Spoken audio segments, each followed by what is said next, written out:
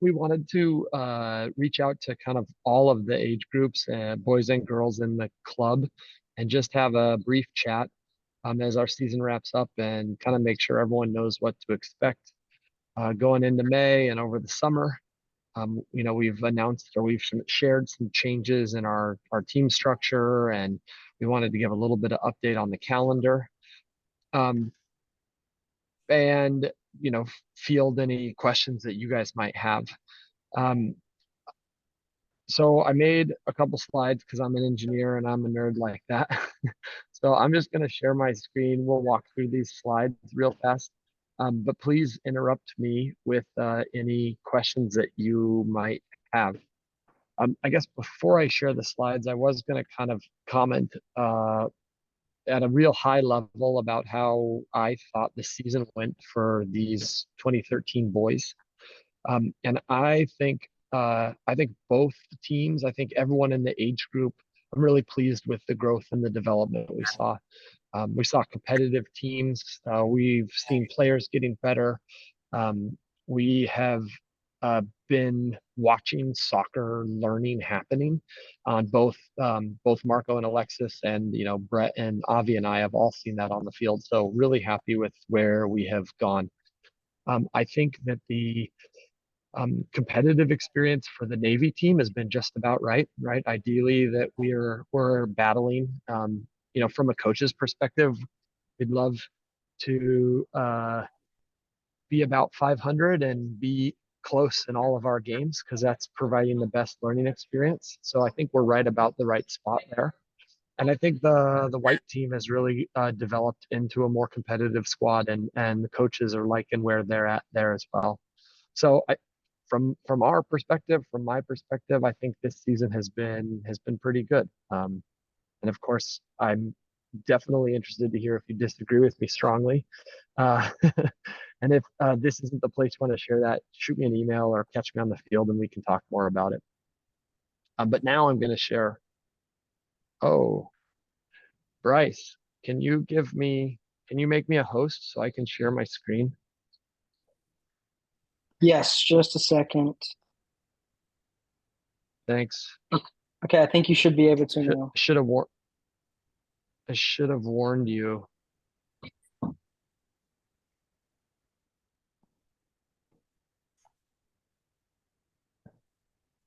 Okay. Is that coming through? It tells me it's coming through. Hopefully it's coming through for you guys. I just think it's a little bit easier to have something to look at when we're talking through stuff. So the two kind of formal topics I want to cover this evening is a little bit about the changes that we're making going into the next season, and then kind of a little bit of a calendar snapshot. So again, interrupt me if you have any questions. So next year, 2024-25 for this age group is one more year of 9v9 soccer. So for you guys, we all, this it's not new. It's what we've been playing this year.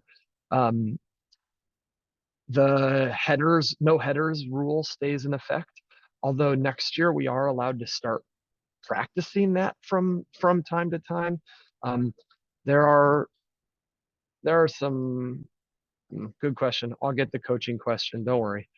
Uh, there are some limitations to how often you can train heading. And we're definitely real sensitive about making sure that the kids are learning it correctly and paying attention to what the feedback their body's giving them. But for the most part, the game experience and the training experience shouldn't change too much for this age group. When we look at our numbers for this year, for this age group, we are expecting to have at least two, possibly three teams, kind of depending on what happens at tryouts. I think that the coaching staff kind of agrees that both of the teams were definitely at the high end for the number of players to create the training and playing environment that we would like to have. Um, but if we were to just take the 26 fish we have and stretch that into three teams, it creates a whole nother set of challenges. It's actually a lot harder to pull off. So the final team count in this age group is definitely going to depend on kind of how it looks at tryouts. So maybe the message there is if you have friends, if your kids have friends who are thinking about it, I would really encourage them to come out to tryouts. We could definitely benefit from a handful more players at this age group. Um, we are going to make a small adjustment across all of our club, all of our programs. And what we're going to do is we're going to bring this academy model that we piloted this year with the high school boys into the rest of the club. So starting in May, starting in this next competitive season, we're going to treat our Navy teams a little bit different. We are going to at the coach's discretion, we're going to plan to train 2 to 3 times per week. That'll look like 3 days a week um, out of season and 2 to 3 days a week in season, kind of depending on the game load and the training load. Um, we expect those Navy teams are all going to be playing in the Premier League, premier levels of the OYSA League, which means potentially games all over the state. Although, just like always, half the games are guaranteed to be home. Um, those Navy teams are going to play in the State Cup tournament, which is what we're doing this year. And then the in addition to the extra training a day a week, the other thing that we're going to offer with these Navy teams is some additional tournament options. What exactly those tournaments are is going to be a little bit of a team by team basis. It will include extra travel costs, and so that'll definitely be something that age groups and teams kind of will need to. There'll need to be some facilitated discussion with club leadership to sort that out. We are going to provide some additional fundraising opportunities to help cover those costs. But with this age group, we're kind of looking at tournaments like the Pac Northwest Shootout in early January in Seattle. We also are looking at a couple options again in the Seattle area in the later spring. Our white and our burgundy team, should we have 3 per age groups, are going to stick with pretty much the same model that we've had in the past year. They'll be training 2 days a week. They'll play in the Central Valley version of the D1 and D2 leagues. It's a bit of the name's a bit of a lie, as y'all know. Central Valley includes Bend and Medford, but that's kind of out of our control at the state level right now. And then those teams will compete in the state Founders Cup tournament, which a lot of them are doing or have done this year as well. I guess I left one thing off of this slide, so I'll just maybe add it kind of real time. There is a club-wide summer tournament for both teams. Tournament. So sorry about the formatting but anyway. So I'll pause briefly real fast and see if there are any questions about this kind of change in structure or organization. How far ahead of time will we have the dates for the traveling tournaments? Because what's been happening as far as us is like we don't get the dates and like the yes, we're going to the tournaments until I've already made other plans for our weekends. Yeah. And so are we going to know that in May? Are we going to know that in June or July? Yes. I would give you June. Absolutely. The idea is to form these teams. So I'm going to go to the calendar, Julie, and I'll kind of answer the question as we talk through this a little bit. Is that okay? Sure. Okay. And if I don't give you an answer, hold me to it. Okay. I have a quick question. Yeah, please. not about the tournaments, but about the new structure. Is this the right time to ask that? Sure. Okay, and coming from a school perspective, when we have readers that are struggling or trying to get caught up, we give them extra time in reading groups. But it seems like you're giving extra time to the good kid, like the kids that already have it to get so what do we do with those kids that are on the second team to get more developmental practice? To get them up to the level, because at this level, you're trying to go to 11v11 next year, right? So at this year, you should be developing those kids so that they could be able to go up to those Navy teams. And I don't know what you guys are doing, what the plan is for that. That's a great question, Peggy. Thank you for that. What we have done with our older teams in this pilot year, and what I suspect we will continue to do, is those players that are on the white team that are looking for a more competitive experience, that are wanting that additional challenge, and that are ready to take that step, will be offered opportunities to at least train, and if not play with the Navy teams. It's something that we did this year in the age group. And I suspect that I know that it'll be something we continue to do. The Navy teams, so we're trying to kind of address two issues with this model. Maybe two isn't quite the right number, but yes, there is a differentiation in the level, but we also have a significant differentiation in the desire for a competitive experience in our club. And by kind of running these as slightly different structures, we're hoping that we can provide a better fit to more of the people in our club. I have a clarification question about Premier versus Gold League. So this year, the 2013 Navy is in the Gold League, and you're So saying next year we're we'd actually- be in Premier. Are we going we're- down a level? We're actually in Premier Silver. The Oh, I Premier. thought we moved up to Gold. No, we didn't. It's not in the spring. Okay. So there, depending on the age group, at the Premier level, there's a gold, a silver, and a bronze. And for next year going forward for this age group, their ability to move between those levels is going to be based on results, based on promotion and relegation, just kind of the same way European professional soccer is. So I suspect, based on the results so far, that the Navy team will be in Premier Silver again in the fall. And I think that that's an appropriate competitive place for this group right now. Peggy, you came off mute, which probably means you have a follow-up question or you want to talk about it more. Well, I think I just, and no, it's, I mean, I still have concerns because like, I didn't even know that was an option to go to the other games. And also when you have maxed out rosters, you can't really take kids from the other teams to play in higher level games. So that I do hear what you're saying, but I also don't really see that practically speaking.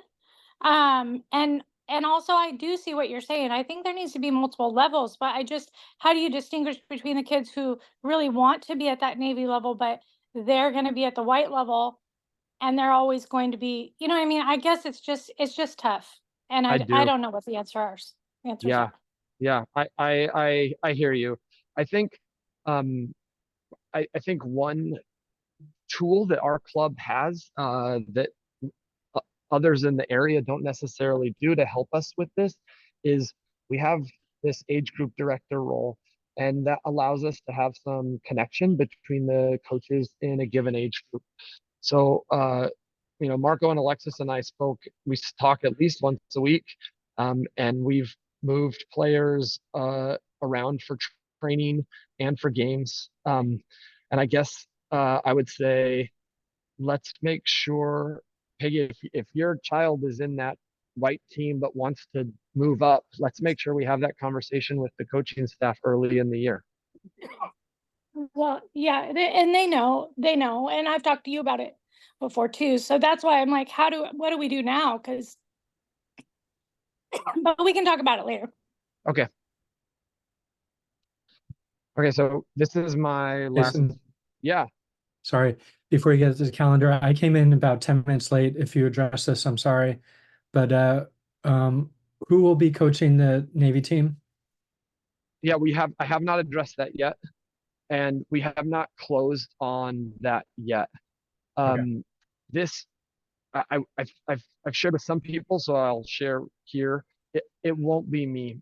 I've had a work and a family change, and I need to take a step back from my participation in the coaching side of the club. Yeah. And so we're still working on the plan in that space. age group is a little bit challenging because we have so many parent coaches, which I actually think is good. I've been a parent coach for many years, but we need to, we want to make sure that we uh, do right by the group and by those families and by those players. Okay. I I'll share a little bit more at the end, and if you give me just a couple minutes of grace. Yes. Cool, thanks. So, okay, so I just really wanted to touch on the calendar highlights and a couple of the things that are coming up, sooner rather than later. So, our soccer season turns over in May, and so we will be doing tryouts at I guess I don't know whether you call that the first or second week of May, but during the weeks of the 6th to the 17th. That information has gone out, and we'll continue to update the schedules on the socials and the website. And if you have logistical questions, you can ask me or Bryce, but I really encourage you to get registered for tryouts early. We are aware of the size of the potential number of players in this group, and so we're doing everything we can to make sure that we get enough field space for this age group to have a really good evaluation.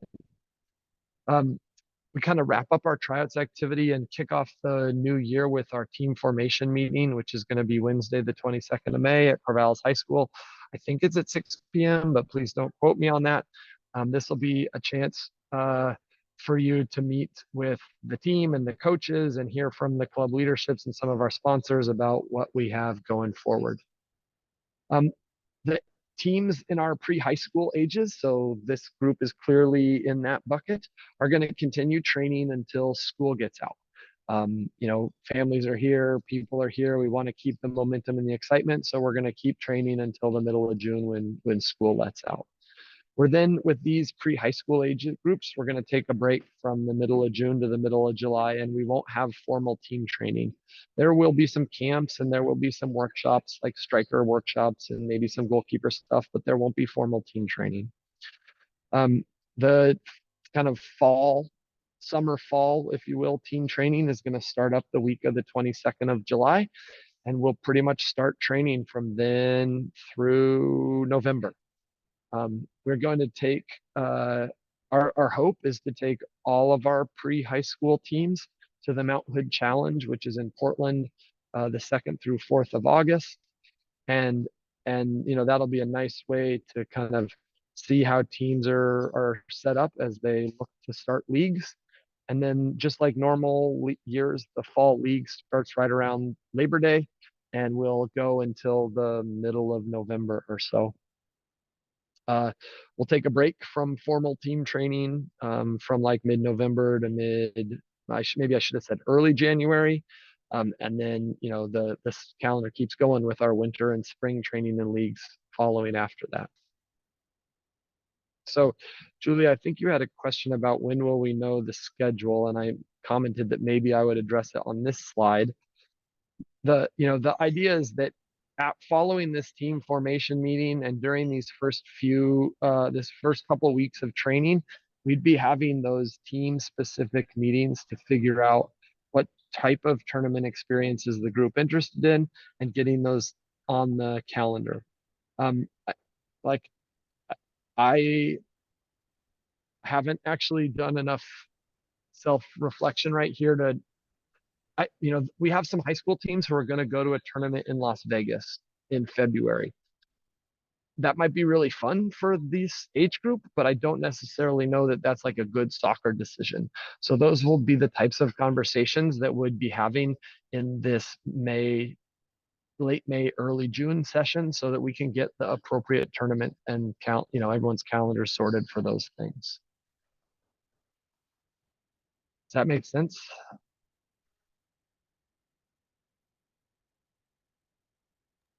Okay. Are you going to share this calendar slide after the presentation? Like, can you send the present? It would be nice to have this calendar because I'm driving right now. I have another meeting I have to go to in a little bit. Yeah. And so if you could share just the calendar slide, you can even send a picture to the chat. That'd be super helpful to me. Okay, I can send a picture of it to the chat. I also am bringing up the slide floating. bringing up the club website, and that calendar was pretty much extracted from this bad boy, which Bryce does a really good job of keeping updated. And then we also have this kind of higher level, month by month overview, both on the website. But I can absolutely put this screenshot in the chat, Julie. Thank you. Yep.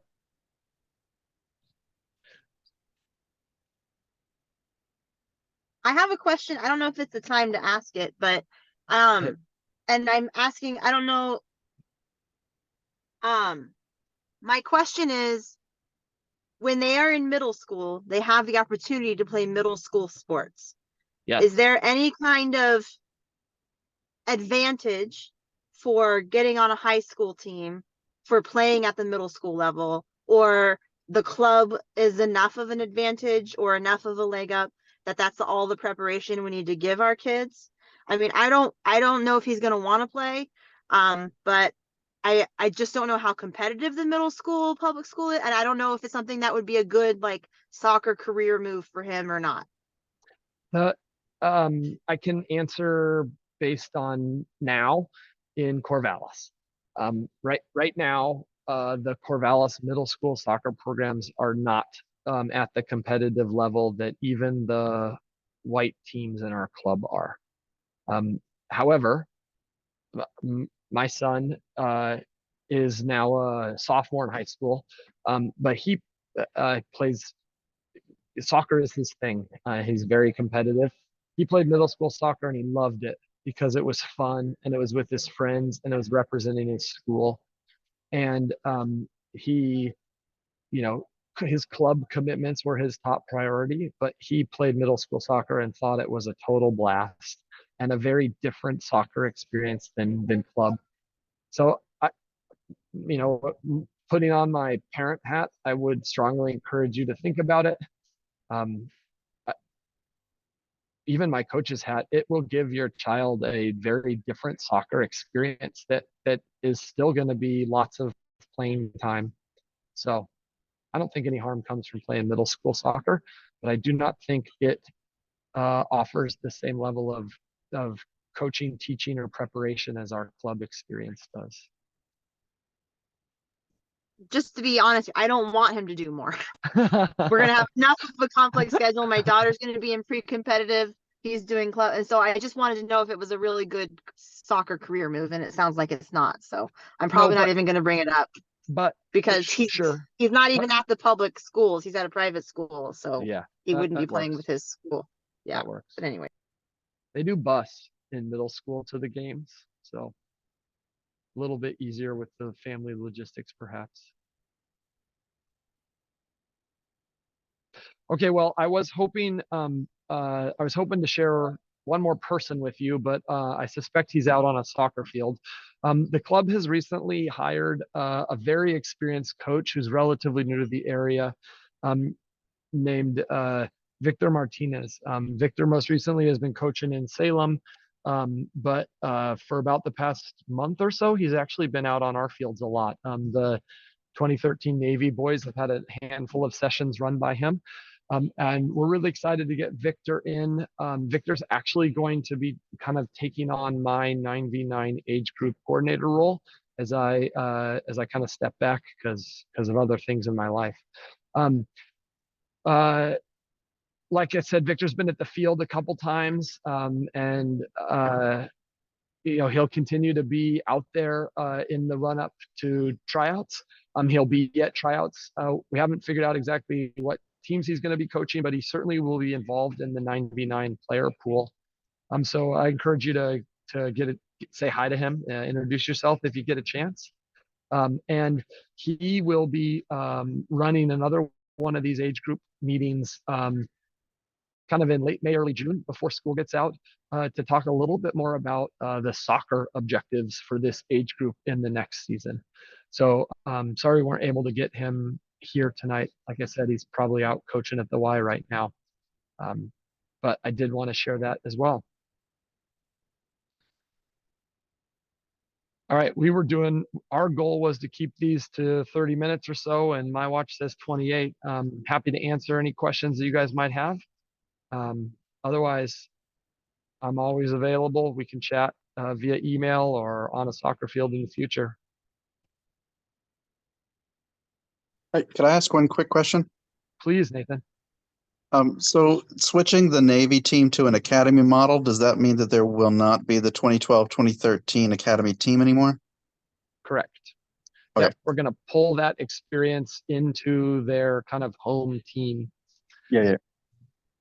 I I think was thinking it would be weird to have that 11-11. Yes, that is one of the challenges. We also saw with our high school boys this year that we just had a much better training and competitive experience when it was all managed with one group of players and one coach and one kind of soccer objective at a time. So thanks for that.